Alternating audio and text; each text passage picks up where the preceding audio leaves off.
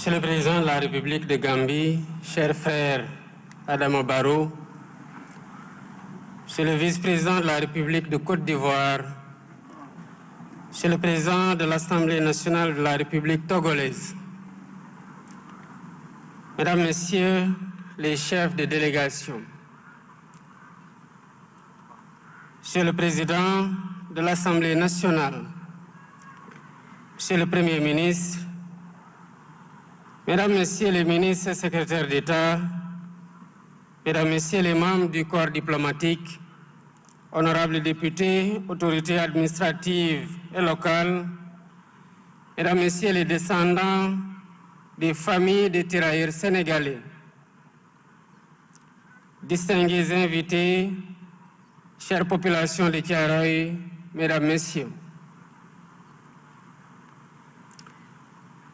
À l'entame de mon propos, je voudrais d'abord saluer et remercier le président Adama Barrow d'avoir bien voulu se joindre à nous pour cette commémoration.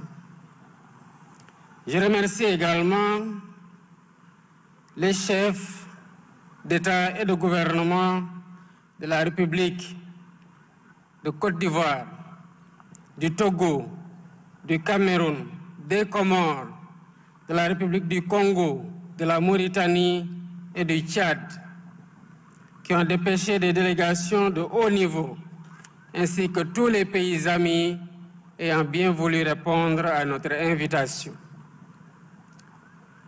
Plus qu'un geste protocolaire, votre présence à Thiaroye témoigne d'une conscience africaine qui s'affirme à travers notre histoire partagée qui se reconstruit et notre volonté commune de rendre à nos peuples la vérité qui leur a été longtemps confisquée.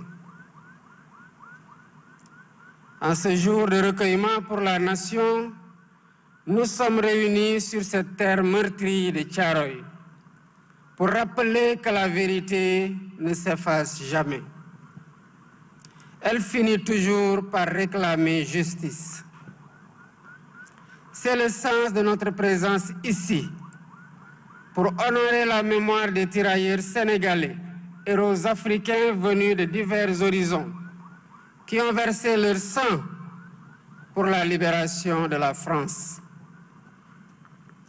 Leur sort fut tragique une fois la mission terminée, puisqu'ils furent brutalement assassinés par l'armée coloniale, leur seul tort étant d'avoir réclamé le paiement de leur dû, la reconnaissance de leur dignité et le respect de la parole donnée. Aujourd'hui encore, nous honorons leur sacrifice et affirmons que leur combat pour la justice et la dignité ne s'effacera jamais de notre mémoire collective.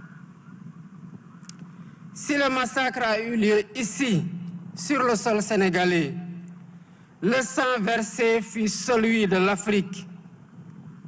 Dès lors, commémorer Thiaroye, c'est reconnaître que nos destins sont liés.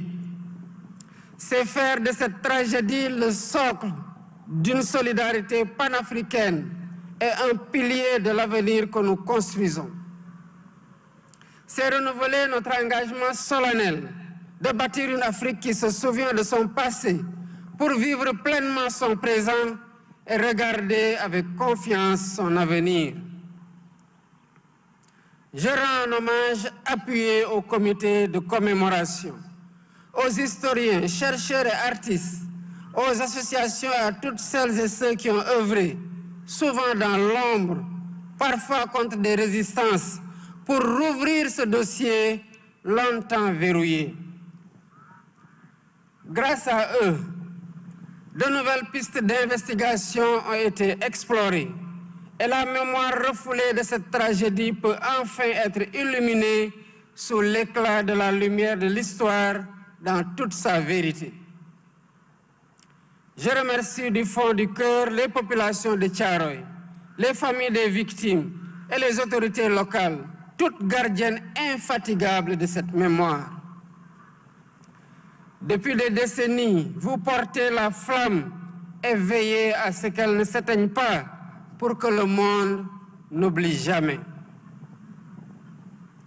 Je salue également notre vaillante armée, héritière de l'histoire de tous ces soldats qui ont servi avec honneur.